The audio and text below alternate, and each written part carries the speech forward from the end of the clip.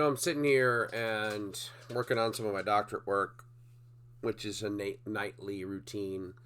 I noticed that I'm losing my hair. Maybe it's teaching or the doctorate work, and that's the sound of my dog prancing behind me. This is my life, and I was just taking a moment to kind of read through Matthew 10, and I wanted to kind of read that to you. It says, whoever acknowledges me, this is 10, verse 32, whoever acknowledges me before others, I will also acknowledge before my Father in heaven. And I was just pondering on that to take a break. And then it goes on with, but whoever disowns me before others, I will disown before my Father in heaven. And I don't think there's anything worse than having an eternal kind of separation from God. We talk about the fires of hell and the pain, but an eternal separation from our Father. And I think of my Father and how I want to be near to Him, and that eternal separation, that just kind of sits there for a minute, and I don't want that. And then Jesus goes on and says, do not suppose that I have come to bring peace to the earth. I did not come to bring peace, but a sword.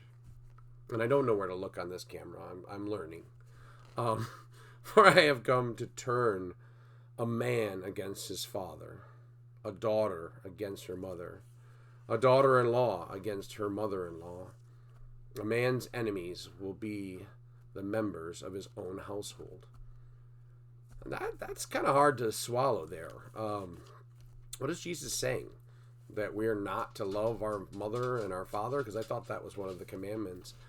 And what he's saying in my small little brain, and I'm sure experts would agree, is that you're supposed to love God more than anyone, more than anything.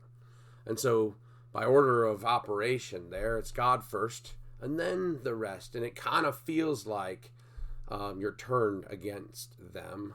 Because it says, anyone who loves their mother or father more than me is not worthy of me. Anyone who loves their son or daughter more than me is not worthy of me. Whoever does not take up their cross and follow me is not worthy of me.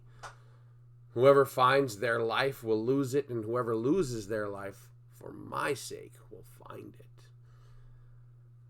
Anyway, just a little reflection tonight, a little break from the action of creating a PowerPoint on apps and the adverse effects that it can have on our youth, which is something we need to pray about.